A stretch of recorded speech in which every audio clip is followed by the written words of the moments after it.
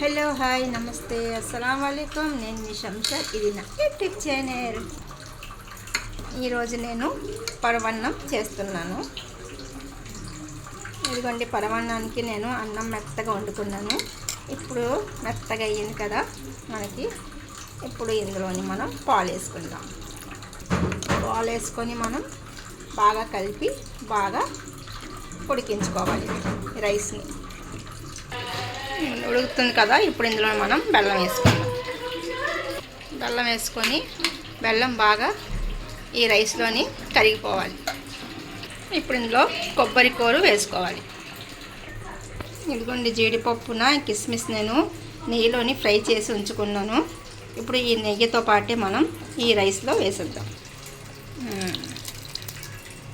మొత్తం వేసి ఒక్కసారి కలిపి ఇంకొంచెం బాగా ఉడకబెట్టుకోవాలి.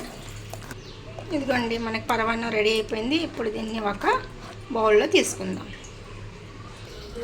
ఇదిగోండి, వేడి వేడిగా పరమాన్నం రెడీ అయిపోయింది. చూడండి ఎంత బాగుందో. బాగుంది కదా పరమాన్నం. చూడండి, వేడి వేడిగా పరమాన్నం రెడీ అయిపోయింది. మీకు నచ్చిందా ఈ వీడియో?